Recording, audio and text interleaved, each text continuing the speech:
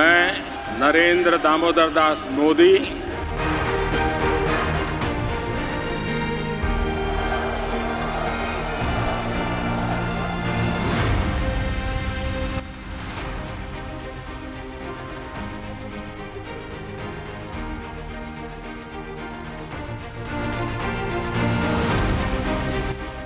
ਇਹ ਕਹਾਣੀ ਉਸ ਸਿਆਸਤਦਾਨ ਦੀ ਏ। ਉਹ ਦੁਨੀਆ ਦੇ ਸਭ ਤੋਂ ਵੱਡੇ ਲੋਕਤੰਤਰ ਦੇ ਸਭ ਤੋਂ ਹਰਮਨ ਪਿਆਰੇ ਪ੍ਰਧਾਨ ਮੰਤਰੀ ਨੇ। ਅੱਜ ਗੱਲ ਅਜਿਹੇ ਵਿਅਕਤੀ ਦੀ ਹੋਵੇਗੀ ਜਿਸ ਨੇ 130 ਕਰੋੜ ਦੇਸ਼ ਵਾਸੀਆਂ ਦੀ ਜ਼ਿੰਦਗੀ ਨੂੰ ਬਿਹਤਰੀਨ ਬਣਾਉਣ ਅਤੇ ਮਨੁੱਖਤਾ ਦੀ ਸੇਵਾ ਕਰਨ ਦਾ ਸੰਕਲਪ ਲਿਆ ਏ। मैं नरेंद्र दामोदर दास मोदी ईश्वर की शपथ लेता हूं। ਨਰਿੰਦਰ ਮੋਦੀ ਦੀ ਜ਼ਿੰਦਗੀ ਸੰਘਰਸ਼, ਸੁਪਨਿਆਂ ਅਤੇ ਸਮਰਪਣ ਦੀ ਕਹਾਣੀ ਏ। ਇਹ ਕਹਾਣੀ ਉਸ ਵਿਰਾਟ ਸ਼ਖਸੀਅਤ ਦੀ ਏ ਜਿਸ ਦੇ ਲਈ ਸੇਵਾ ਹੀ ਸੱਤਾ ਏ, ਜਿਸ ਦੇ ਲਈ ਨਾ ਕੋਈ ਛੋਟਾ ਏ ਨਾ ਵੱਡਾ, ਜਿਸ ਦੇ ਲਈ ਨਾ ਕੋਈ ਹਿੰਦੂ ਏ ਨਾ ਮੁਸਲਮਾਨ, ਜਿਸ ਨੇ ਦਿੱਤਾ ਏ ਸਭਨਾਂ ਨੂੰ ਨਾਲ ਲੈ ਕੇ ਸਾਰਿਆਂ ਦੇ ਯਤਨਾਂ ਨਾਲ ਸਭਨਾਂ ਦੇ ਵਿਕਾਸ ਦਾ ਨਾਰਾ। आज लाल किले की प्राचीर से आह्वान कर रहा हूं, सबका साथ, सबका विकास, सबका विश्वास और अब सबका प्रयास हमारे हर लक्ष्यों की प्राप्ति के लिए बहुत महत्वपूर्ण है। ਨਰਿੰਦਰ ਮੋਦੀ ਦੀ ਯਾਤਰਾ ਗੁਜਰਾਤ ਦੇ ਵਡਨਗਰ ਦੀਆਂ ਗਲੀਆਂ ਤੋਂ ਸ਼ੁਰੂ ਹੁੰਦੀ ਏ। रेलवे से रॉयल पैलेस जिंदगी का रास्ता बड़ा कठिन होता है। 17 ਸਤੰਬਰ 1950 ਨੂੰ ਜੰਮੇ ਨਰਿੰਦਰ ਮੋਦੀ दामोदर दास ਮੋਦੀ ਅਤੇ ਹੀਰਾਬਾ ਦੀ ਤੀਜੀ ਔਲਾਦ ਹਨ। ਸ਼ੁਰੂਆਤੀ ਜੀਵਨ ਬਹੁਤ ਗਰੀਬੀ ਵਿੱਚ ਗੁਜ਼ਰਿਆ। माता जी है 90 साल से भी ज्यादा उम्र है। जब हम छोटे थे तो हमारा गुजारा करने के लिए वे अड़ोस पड़ोस के घरों में बर्तन साफ करना, पानी भरना,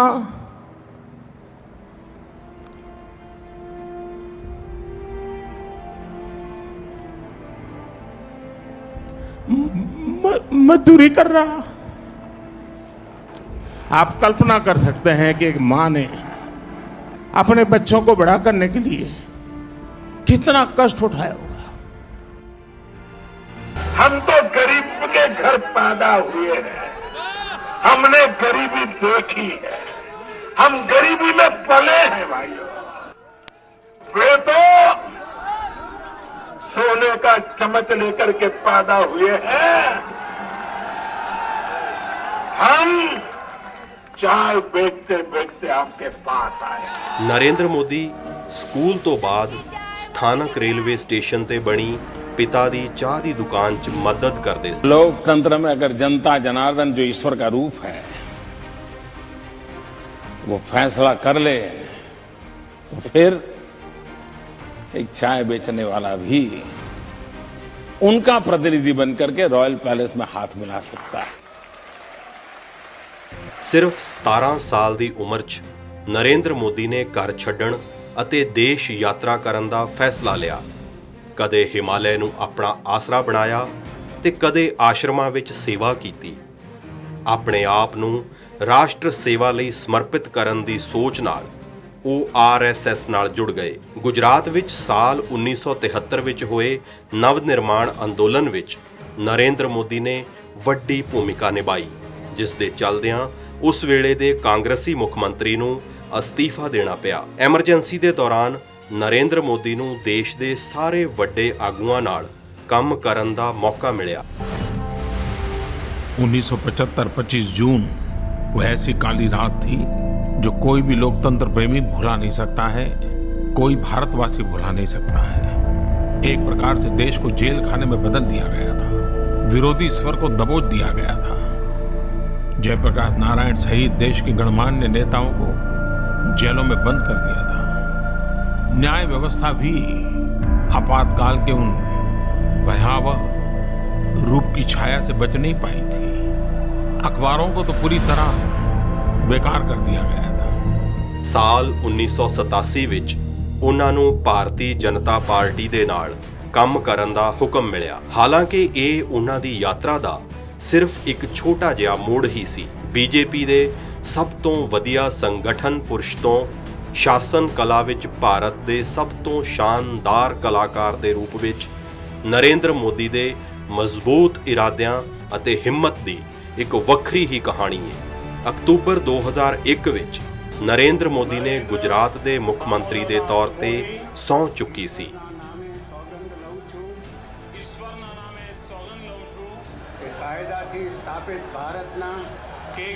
ਨਰਿੰਦਰ ਮੋਦੀ ਨੇ ਗੁਜਰਾਤ ਦੀ ਸਫਲਤਾ ਦੀ ਕਹਾਣੀ ਖੇਤੀ, ਇੰਡਸਟਰੀ ਅਤੇ ਸੇਵਾਵਾਂ ਦੇ ਰਾਹੀਂ ਬੁਣੀ।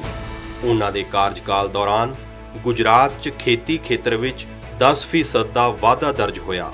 ਵਾਈਬ੍ਰੈਂਟ ਗੁਜਰਾਤ ਸੰਮੇਲਨ ਨਾਲ ਸੂਬੇ ਵਿੱਚ ਰਿਕਾਰਡ ਪੂੰਜੀਕਾਰੀ ਹੋਈ, ਜਿਸ ਨਾਲ ਰੋਜ਼ਗਾਰ ਦੇ ਨਵੇਂ ਮੌਕੇ ਬਣੇ। ਉਹਨਾਂ ਦੀ ਅਗਵਾਈ ਵਿੱਚ ਗੁਜਰਾਤ ਦਰਮਿਆਨੀਆਂ ਤੇ ਛੋਟੀਆਂ ਸਨਅਤਾਂ ਲਈ ਸਵਰਗ ਬਣ ਕੇ ਉੱਭਰਿਆ। ਭੁਚਾਲ ਕਾਰਨ ਤਬਾਹ ਹੋਏ ਕੱਛ ਦੀ ਮੁੜ ਉਸਾਰੀ ਦਾ ਉਦਾਹਰਣ ਕੌਮਾਂਤਰੀ ਪੱਧਰ ਤੇ ਅੱਜ ਵੀ ਦਿੱਤਾ ਜਾਂਦਾ ਹੈ। मित्रों, हम हर आफत को अवसर में पलटने के सपने क्यों नहीं देखते? और अगर हम आफत को अवसर में, मैं अपना गुजरात का इंसिडेंट बताता हूं। मेरा इतना बड़ा भयंकर भूकंप हुआ था। मित्रों, उस भूकंप के बाद हम लोगों ने जो काम किया है और जिस प्रकार से उसको इंस्टीट्यूशनलाइज किया है और जिस प्रकार से डिजास्टर मैनेजमेंट के लिए पूरे देश के लिए एक मॉडल के रूप में काम किया है। आपत्ति बड़ी भयंकर थी, लेकिन उस आपत्ति से उसको अवसर में पलट करके हमारे देश में आपत्तियां होगी, सबसे पहले तय करेगा हमें उसको अवसर में पलटना है। ਸਾਲ 2001 ਤੋਂ ਸਾਲ 2014 ਦੇ ਦਰਮਿਆਨ ਨਰਿੰਦਰ ਮੋਦੀ ਨਾ ਸਿਰਫ ਪੂਰੇ ਦੇਸ਼ ਵਿੱਚ ਸਭ ਤੋਂ ਵਧੀਆ ਪ੍ਰਸ਼ਾਸਕ ਅਤੇ ਮੁੱਖ ਮੰਤਰੀ ਵਜੋਂ ਸਲਾਹੇ ਗਏ, ਸਗੋਂ ਇੱਕ ਵਿਕਾਸ ਪੁਰਸ਼ ਦੇ ਤੌਰ ਤੇ ਵੀ ਸਥਾਪਿਤ ਹੋਏ। ਸਾਲ 2014 ਦੀਆਂ ਆਮ ਚੋਣਾਂ ਤੋਂ ਠੀਕ ਪਹਿਲਾਂ ਦੇਸ਼ ਨੂੰ ਇੱਕ ਵਿਕਾਸ ਪੁਰਸ਼ ਦੀ ਭਾਲ ਸੀ। ਤਲਾਸ਼ ਸੀ ਅਜਿਹੇ ਪ੍ਰਸ਼ਾਸਕ ਦੀ ਜਿਹੜਾ ਭ੍ਰਿਸ਼ਟਾਚਾਰ ਤੇ ਸੱਟ ਮਾਰੇ, ਦੇਸ਼ ਨੂੰ ਵੱਖਵਾਦ ਅਤੇ ਅੱਤਵਾਦ ਤੋਂ ਮੁਕਤੀ ਦਿਵਾਏ। ਬੀਜੇਪੀ ਨੇ ਨਰਿੰਦਰ ਮੋਦੀ ਨੂੰ ਪ੍ਰਧਾਨ ਮੰਤਰੀ ਅਹੁਦੇ ਦਾ ਉਮੀਦਵਾਰ ਬਣਾਇਆ। ਵਿਕਾਸ ਦਾ ਗੁਜਰਾਤ ਮਾਡਲ ਪੂਰੇ ਦੇਸ਼ ਦੇ ਸਾਹਮਣੇ ਸੀ। इस बार के चुनाव में एनडीए 300 से ज्यादा सीट पाएगी और स्पष्ट बहुमत के साथ भारतीय जनता पार्टी के नेतृत्व में एनडीए की सरकार होगी और श्री नरेंद्र मोदी देश के अगले प्रधानमंत्री होंगे। ਨਰਿੰਦਰ ਮੋਦੀ ਦੇਸ਼ ਦੇ ਇੱਕ ਅਜਿਹੇ ਆਗੂ ਨੇ ਜਿਨ੍ਹਾਂ ਨੇ ਆਮ ਜਨਤਾ ਨਾਲ ਸਿਆਸੀ ਰਿਸ਼ਤੇ ਦੇ ਨਾਲ-ਨਾਲ ਇੱਕ ਭਾਵਨਾਤਮਕ ਲਗਾਵ ਵੀ ਸਥਾਪਿਤ ਕੀਤਾ ਹੈ।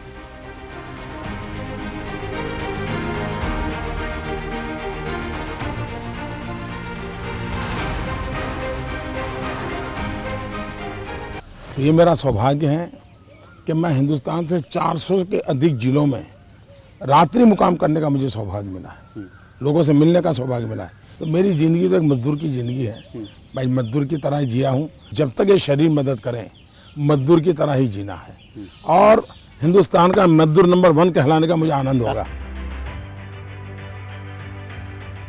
ਸਾਲ 2014 ਦੇ ਚੋਣ ਨਤੀਜੇ ਇਸ ਗੱਲ ਨੂੰ ਸਹੀ ਸਾਬਤ ਕਰਦੇ ਨੇ ਕਿ ਨਤੀਜਿਆਂ ਨੇ ਨਾ ਸਿਰਫ ਨਰਿੰਦਰ ਮੋਦੀ ਨੂੰ ਦੇਸ਼ ਦੇ ਸਭ ਤੋਂ ਹਰਮਨ ਪਿਆਰੇ ਆਗੂ ਦੇ ਤੌਰ ਤੇ ਸਥਾਪਿਤ ਕੀਤਾ, ਸਗੋਂ ਇਸ ਦੇ ਚੱਲਦਿਆਂ 3 ਦਹਾਕੇ ਬਾਅਦ ਕੇਂਦਰ ਵਿੱਚ ਪਹਿਲੀ ਵਾਰ ਕਿਸੇ ਇਕੱਲੀ ਪਾਰਟੀ ਨੂੰ ਪੂਰਨ ਬਹੁਮਤ ਮਿਲਿਆ ਅਤੇ ਉਹ ਵੀ ਗੈਰ ਕਾਂਗਰਸੀ। ਜਮਹੂਰੀਅਤ ਦੇ ਸਭ ਤੋਂ ਪਵਿੱਤਰ ਮੰਦਰ ਵਿੱਚ ਸੀਸ ਝੁਕਾ ਕੇ ਉਹਨਾਂ ਨੇ ਸੁਨੇਹਾ ਦਿੱਤਾ ਕਿ ਲੋਕਤਾਂਤਰਿਕ ਕਦਰਾਂ ਕੀਮਤਾਂ ਉਹਨਾਂ ਲਈ ਸਭ ਤੋਂ ਉੱਪਰ ਨੇ।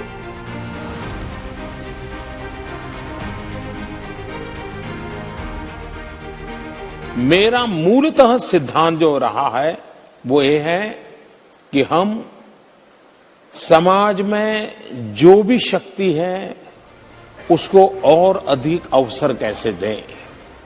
हम एक ऐसा इकोसिस्टम तैयार करें ताकि उसको कुछ साहस करने का मन कर जाए, कहीं रुकावट आ जाए तो उसको हाथ पकड़ के निकालने वाला कोई मिल जाए। मैं जब चुनाव लड़ रहा था तो मैंने देशवासियों को कहा था कि मेरे पास अनुभव नहीं है, मुझसे गलतियां हो सकती हैं, बद इरादे से गलत कभी नहीं करूंगा।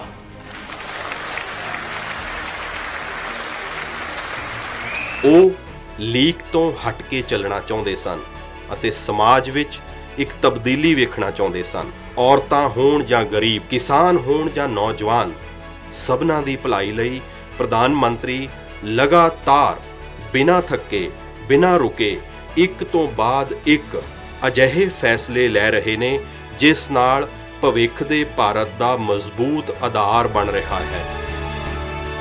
ਕਿਸਾਨਾਂ ਦੇ ਲਈ ਖੇਤੀ ਕਾਨੂੰਨ ਬਣਾਉਣ ਅਤੇ ਉਹਨਾਂ ਦੀ ਆਮਦਨ ਦੁੱਗਣੀ ਕਰਨ ਲਈ ਪ੍ਰਧਾਨ ਮੰਤਰੀ ਦੀ ਵਚਨਬੱਧਤਾ ਸ਼ਲਾਘਾਯੋਗ ਹੈ ਅਤੇ ਉਹ ਇਸ ਦੇ ਲਈ ਸਾਰੇ ਜ਼ਰੂਰੀ ਕਦਮ ਚੁੱਕ ਰਹੇ ਨੇ। किसान को आधुनिक सुविधाएं देना, छोटे किसानों को संगठित करके उनको बड़ी ताकत बनाना, किसानों की आय बढ़ाने के प्रयास निरंतर जारी है। ਮੋਦੀ ਸਰਕਾਰ ਲਗਾਤਾਰ ਐਕਸ਼ਨ ਮੋਡ ਵਿੱਚ ਨਜ਼ਰ ਆਈ।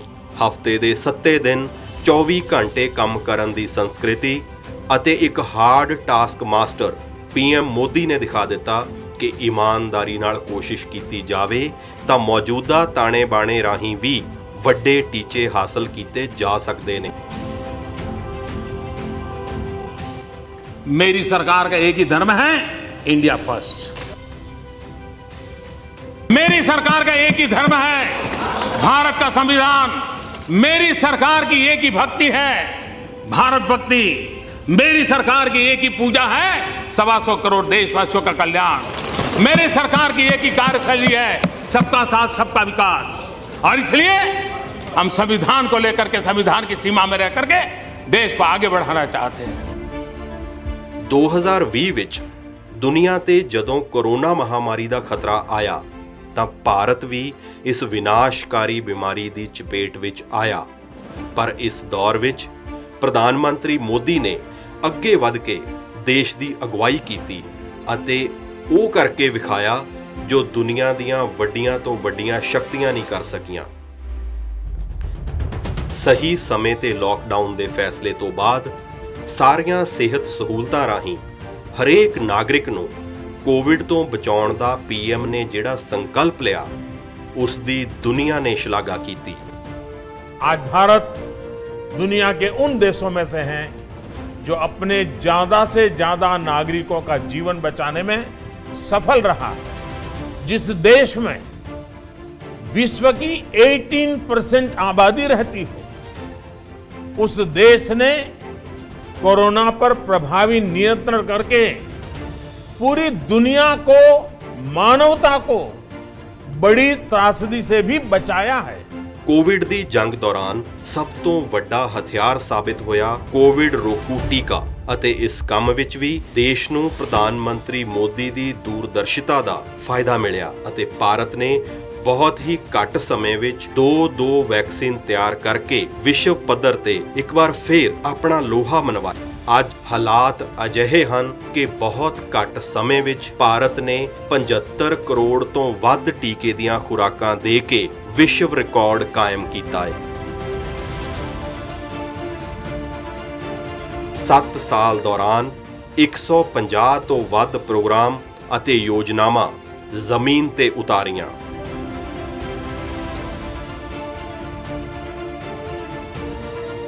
हमारे लिए रिफॉर्म का मतलब है रिफॉर्म नीति आधारित हो, टुकड़ों में नहीं हो, होलिस्टिक हो और एक रिफॉर्म दूसरे रिफॉर्म का आधार बने, नए रिफॉर्म का मार्ग बनाए।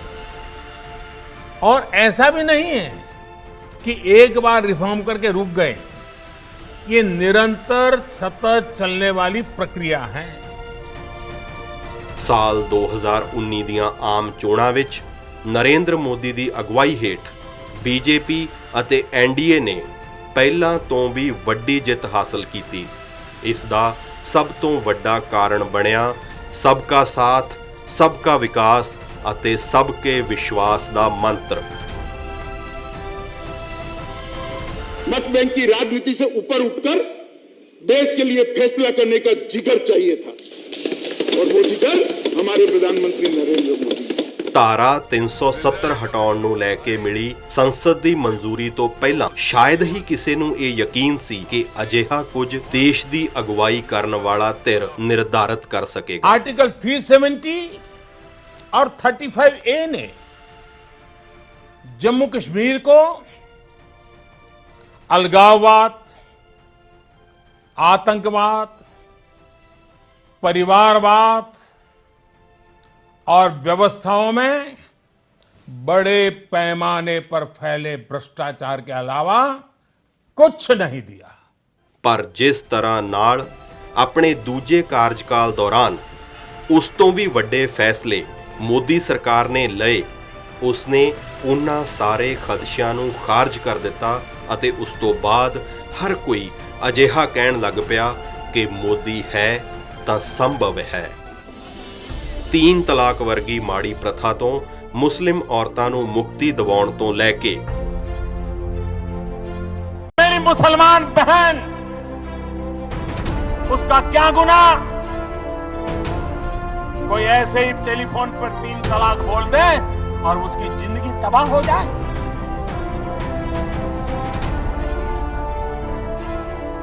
क्या मुसलमान बेटियों के हकों की रक्षा होनी चाहिए कि नहीं होनी चाहिए? क्या मुसलमान माताओं बहनों को रक्षा मिलनी चाहिए कि नहीं मिलनी चाहिए? क्या मुसलमान बहनों को समानता का अधिकार मिलना चाहिए कि नहीं मिलना चाहिए? ਜੰਮੂ ਕਸ਼ਮੀਰ ਵਿੱਚੋਂ 35A ਹਟਾਉਣ ਵਰਗੇ ਫੈਸਲਿਆਂ ਨਾਲ ਮੋਦੀ ਸਰਕਾਰ ਦੇ ਦੂਜੇ ਕਾਰਜਕਾਲ ਦੀ ਸ਼ੁਰੂਆਤ ਹੋਈ। राम काज किनु बिनु मोहि कहाँ बिसरा।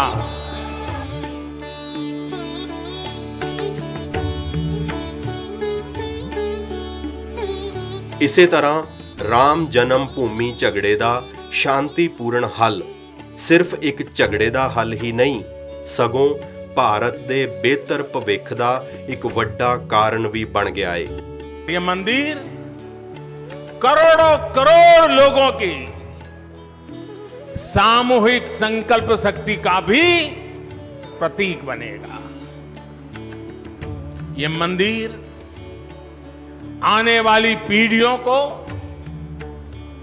आस्था, श्रद्धा और संकल्प की प्रेरणा देता रहेगा। ਅੱਤਵਾਦ ਤੇ ਕਰਾਰੀ ਸੱਟ ਮਾਰਦਿਆਂ ਨਾ ਸਿਰਫ ਨਕਸਲਵਾਦ ਦੀ ਨਕੇਲ ਕੱਸਣ ਦੀ ਗੱਲ ਹੋਈ, ਬੀਤੇ 6 ਸਾਲਾਂ ਵਿੱਚ ਇਸ ਮੋਰਚੇ ਤੇ ਪਿਛਲੇ 3 ਦਹਾਕਿਆਂ ਤੋਂ ਵੀ ਵੱਧ ਕੰਮ ਹੋਇਆ। ਇੰਨਾ ਹੀ ਨਹੀਂ, ਸਰਹੱਦ ਪਾਰ ਤੱਕ ਅੱਤਵਾਦੀ ਟਿਕਾਣਿਆਂ ਤੇ ਸਰਜੀਕਲ ਸਟ੍ਰਾਈਕ ਅਤੇ 에ਅਰ ਸਟ੍ਰਾਈਕ ਦੇ ਰਾਹੀਂ ਭਾਰਤ ਨੇ ਇਹ ਵੀ ਸੁਨੇਹਾ ਦਿੱਤਾ ਸੀ ਕਿ ਅੱਤਵਾਦ ਨੂੰ ਕਿਸੇ ਵੀ ਸੂਰਤ ਵਿੱਚ ਬਰਦਾਸ਼ਤ नहीं किया जाएगा।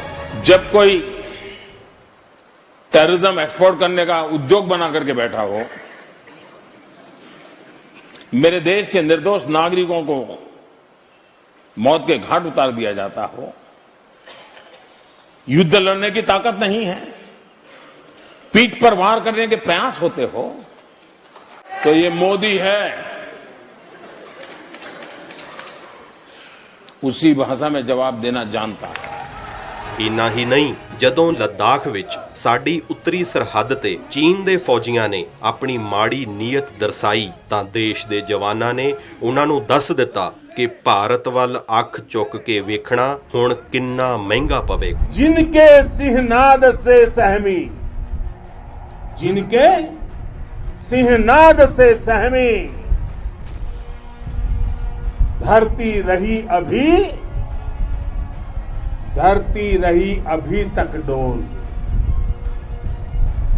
कलम आज उनकी जय बोल, कलम आज उनकी जय बोल। भारत माता की, भारत माता की, वंदे वंदे। ਵੱਖੋ ਵੱਖਰੀਆਂ ਕੌਮਾਂਤਰੀ ਏਜੰਸੀਆਂ ਨੇ ਇਸ ਗੱਲ ਨੂੰ ਮੰਨਿਆ ਕਿ ਪ੍ਰਧਾਨ ਮੰਤਰੀ ਨਰਿੰਦਰ ਮੋਦੀ ਦੀ ਅਗਵਾਈ ਵਿੱਚ ਭਾਰਤ ਰਿਕਾਰਡ ਪੱਧਰ ਤੇ ਗਰੀਬੀ ਨੂੰ ਖਤਮ ਕਰ ਰਿਹਾ ਹੈ। ਇਸ ਦਾ ਸਿਹਰਾ ਕੇਂਦਰ ਸਰਕਾਰ ਵੱਲੋਂ ਗਰੀਬਾਂ ਦੇ ਹਿੱਤਾਂ ਨੂੰ ਧਿਆਨ ਵਿੱਚ ਰੱਖਦਿਆਂ ਲਏ ਗਏ ਵੱਖ-ਵੱਖ ਫੈਸਲਿਆਂ ਨੂੰ ਜਾਂਦਾ ਹੈ। ਅੱਜ ਭਾਰਤ ਦੁਨੀਆ ਵਿੱਚ ਸਭ ਤੋਂ ਵੱਡੇ ਸਿਹਤ ਸੇਵਾ ਪ੍ਰੋਗਰਾਮ ਆਯੁਸ਼ਮਾਨ ਭਾਰਤ ਦੀ ਅਗਵਾਈ ਕਰ ਰਿਹਾ ਹੈ। 50 ਕਰੋੜ ਤੋਂ ਵੱਧ ਭਾਰਤੀਆਂ ਨੂੰ ਕਵਰ ਕਰਦੇ ਹੋਏ ਆਯੁਸ਼ਮਾਨ ਭਾਰਤ ਗਰੀਬ ਅਤੇ ਨੀਵੇਂ ਮੱਧਮ ਵਰਗ ਲਈ ਉੱਚ ਗੁਣਵੱਤਾ ਤੇ सस्ती सेहत सेवा यकीनी बना रहा है। वो ठीक हुआ, काम अच्छा हुआ? अच्छा हुआ। संतोष है? संतोष। तुम खुश हो? एकदम पढ़ाई करोगे, खेलोगे, बहुत खेलोगे, हैं? कोरोना काल विच प्रधान मंत्री गरीब कल्याण योजना तहत 80 करोड़ तो भी वध लोकां तक मुफ्त राशन पहुंचाउणा होवे जां फिर गरीब परिवारां, किसानां, मजदूरां ਅਤੇ ਔਰਤਾਂ ਨੂੰ ਕਈ ਹੋਰ ਢੰਗ ਤਰੀਕਿਆਂ ਨਾਲ ਆਰਥਿਕ ਮਦਦ ਪਹੁੰਚਾਉਣਾ ਜਾਂ ਰੁਜ਼ਗਾਰ ਉਪਲਬਧ ਕਰਵਾਉਣ ਵਰਗੇ ਫੈਸਲਿਆਂ ਦਾ ਮਕਸਦ ਸਮਾਜ ਅਤੇ ਵਿਵਸਥਾ ਦੇ ਹਾਸ਼ੀਏ ਤੇ ਖੜੇ ਲੋਕਾਂ ਦੇ ਦੁੱਖ ਦਰਦ ਖਤਮ करना ਸੀ। आखिरकार सरकार किसके लिए? मैं स्पष्ट मानता हूं कि सरकार वो हो जो गरीबों के लिए सोचे, सरकार वो हो जो गरीबों को सुने, सरकार वो हो जो गरीबों के लिए जिए।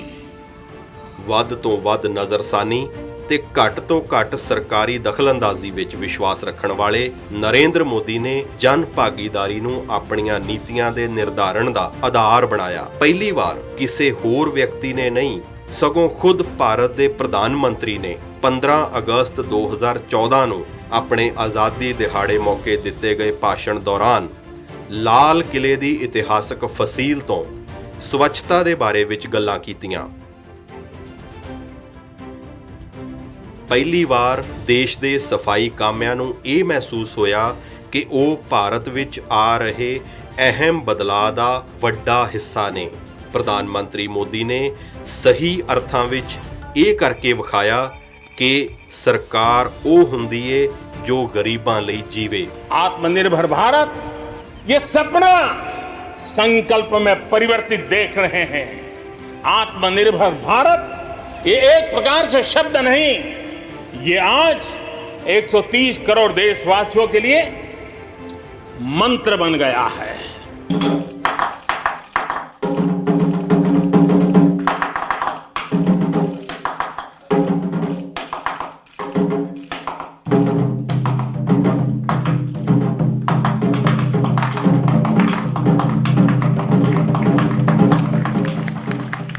ਨਰਿੰਦਰ ਮੋਦੀ ਦੀ ਵਿਦੇਸ਼ ਨੀਤੀ ਦੀ ਪਹਿਲ ਨੇ ਦੁਨੀਆ ਦੇ ਸਭ ਤੋਂ ਵੱਡੇ ਲੋਕਤੰਤਰ ਦੀ ਅਸਲ ਸਮਰੱਥਾ ਅਤੇ ਭੂਮਿਕਾ ਨੂੰ ਮਹਿਸੂਸ ਕਰਵਾਇਆ।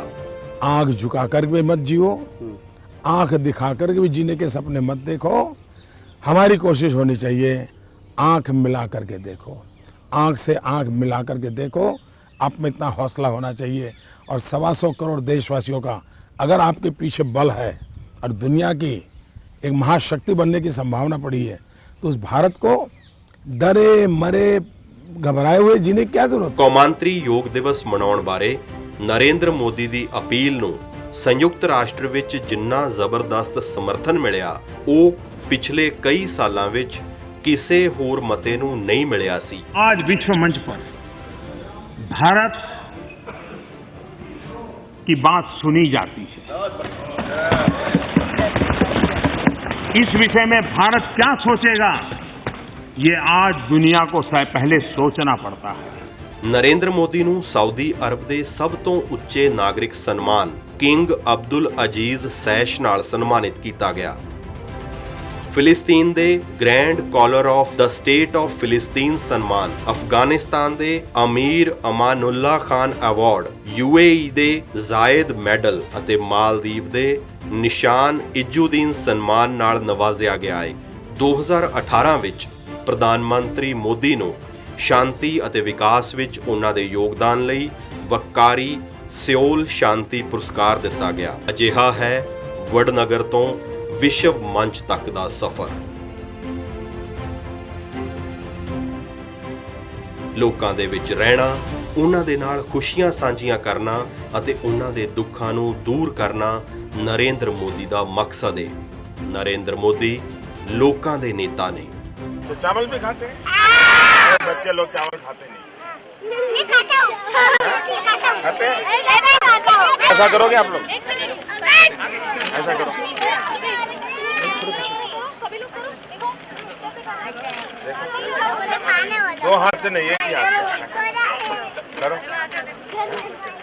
इन्हां सबना दे नाल खेडां अते खिडारियां नाल प्रधान मंत्री मोदी दा प्यार ਅਤੇ ਉਹਨਾਂ ਦੀ हौसला अफजाई करना ਤਾਂ ਜਿਵੇਂ ਉਹਨਾਂ ਦੀ आदत है। मित्र के रूप में सुला देता हूँ, विजय तुम्हारे सर पे नहीं चढ़ता है, पराजय तुम्हारे मन में नहीं बैठता। ਟੋਕੀਓ 올림픽 ਹੋਵੇ ਜਾਂ ਪੈਰਾ 올림픽, ਸਾਰੀਆਂ ਖੇਡਾਂ ਵਿੱਚ ਹਿੱਸਾ ਲੈਣ ਵਾਲੇ ਖਿਡਾਰੀਆਂ ਦਾ ਪੀਐਮ ਨੇ ਜਿਸ ਤਰ੍ਹਾਂ ਨਾਲ ਹੌਸਲਾ ਵਧਾਇਆ, ਅਜਿਹਾ ਉਪਰਾਲਾ ਪਹਿਲਾਂ ਕਦੇ ਵੀ ਵੇਖਣ ਨੂੰ ਨਹੀਂ ਸੀ ਮਿਲਿਆ। मेरा घर वाला तो मतलब गांव वाला पूरा जश्न मना रही है, मैं ओलंपिक गए हैं वो खुशी नहीं, हम आपसे मिलने आ रही है वो खुशी से पूरा गांव वाला जश्न मना रही है। ਖਿਡਾਰੀਆਂ ਦੇ ਮੈਡਲ ਜਿੱਤਣ ਤੋਂ ਬਾਅਦ ਉਹਨਾਂ ਨੂੰ ਫੋਨ ਕਰਕੇ ਗੱਲ ਕਰਨ ਦੇ ਉਪਰਾਲੇ ਨੇ ਤਾਂ ਜਿਵੇਂ ਖਿਡਾਰੀਆਂ ਦੇ ਦਿਲ ਨੂੰ ਛੂ ਲਿਆ। Sir thank you so much. आप लोग रोना बंद कीजिए, मेरे तक आवाज आ रही है। देखिए देश आज आपका पर गर्व कर रहा है, बिल्कुल निराश नहीं होना है।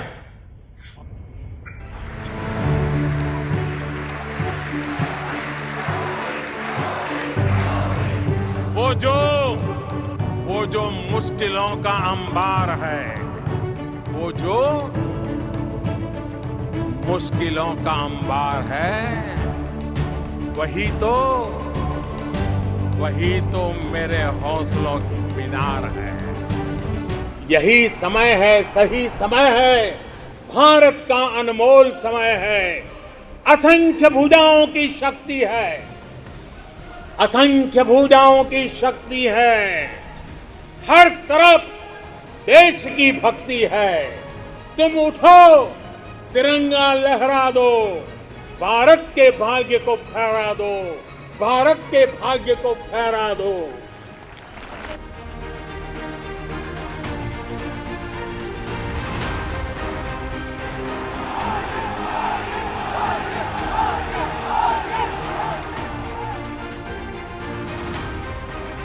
मैं नरेंद्र दामोदर दास मोदी